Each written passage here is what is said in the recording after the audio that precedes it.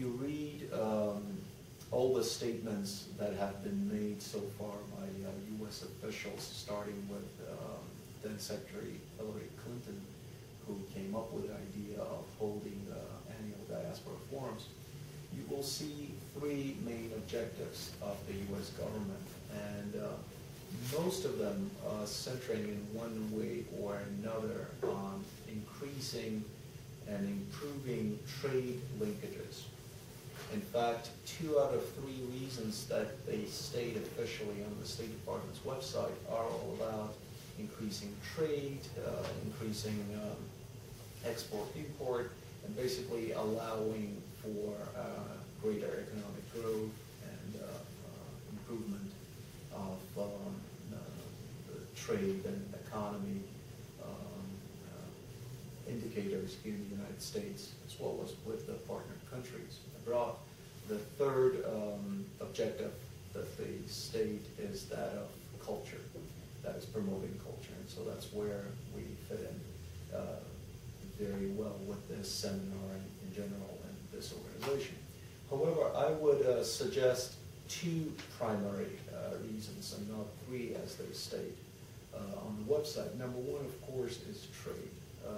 There's no question about it that diaspora members, various ethnic groups present in the United States can play a huge role in allowing this export-led growth of the U.S. economy, and therefore bringing it out of this stagnated level of growth of 2 to 2.5%, or even sometimes less in the past few years, and bring it more to the level of 3, 4, perhaps even 5% a year, which is an admirable growth for such a mature country as the United States, because growth rates of 10% or so, like in China or other countries, are probably not possible to achieve in a country like the U.S. But the second reason, and perhaps the most important reason, which for some reason is not publicly stated by Clinton or by State Department officials and government officials in general, is the ability and the fact that diaspora members, that both those who are foreign-born and right now living in the United States, or their descendants, children, and therefore the first or second generation, depending on how we count Americans, can be very important actors in the field of international relations. What do I mean by that?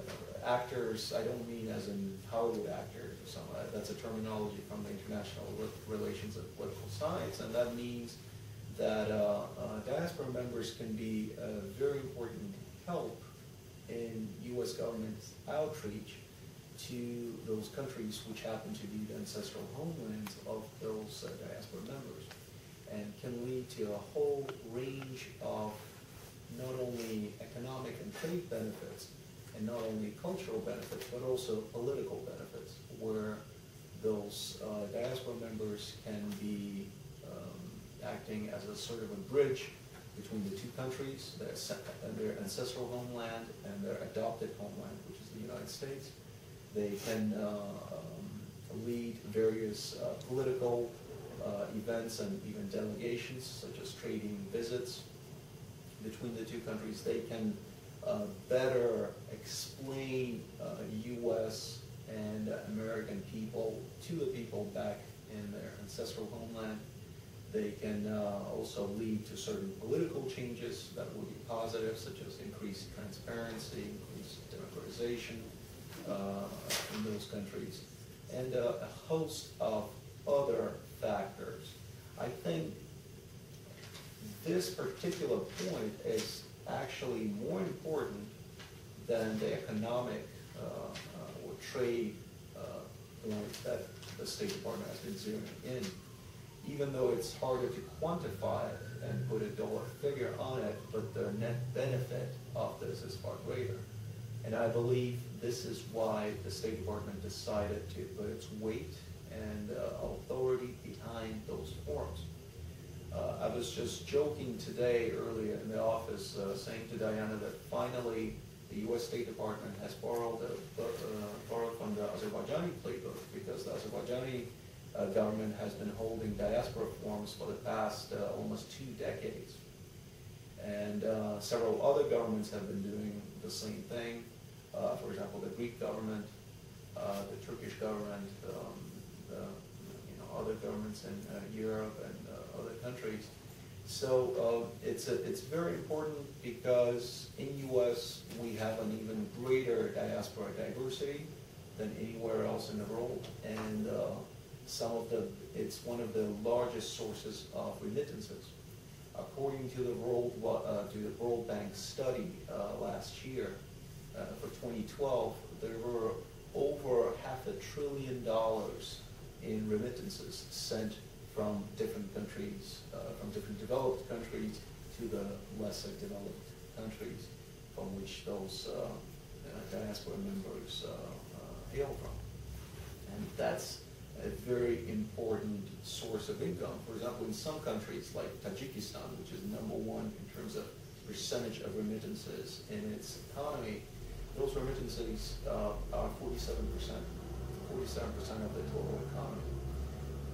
In countries like Kyrgyzstan and Moldova, which are also fellow former Soviet republics, just like Azerbaijan, remittances are also at a very high level. In fact, Tajikistan, Kyrgyzstan, and Moldova are all in that top 10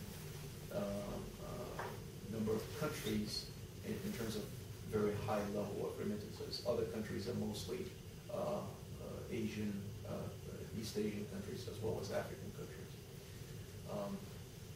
So these two factors put together explain this sudden urgency and the sudden need to develop this whole diaspora dimension in greater details. So this is the macro picture. Now, what is the micro picture? Let me give you some examples from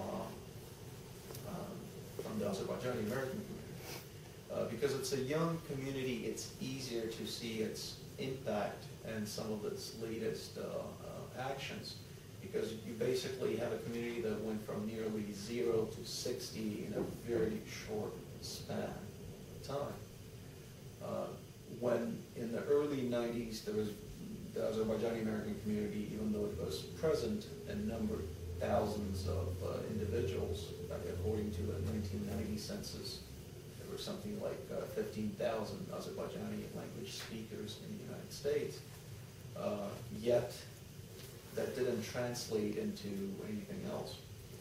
Well, in the last few years, all of this has changed, where the Azerbaijani American community has not only become much more pronounced and much more visible politically in the U.S., both on federal and state and local levels, but started to play that role of this actor in international relations, where, for example, our organization has been promoting increased trade between U.S. and Azerbaijan, and one of such examples are Azerbaijan deciding to commission its very first satellite with a U.S. company.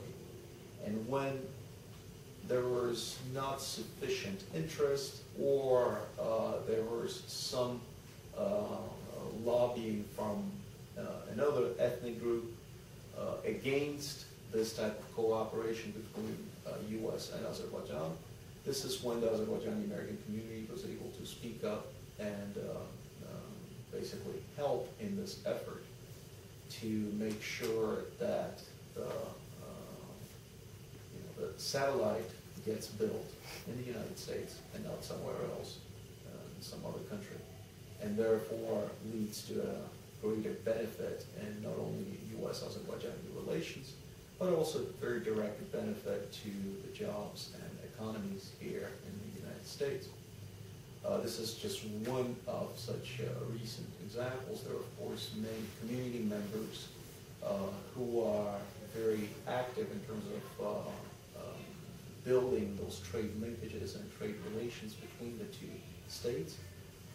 sharing all types of experiences, teaching in Azerbaijan, bringing some of the knowledge and experiences to Azerbaijan, and therefore exposing the people there to the American know-how, the American ideals, and making sure that the countries are understanding each other's policies and each other's culture much better.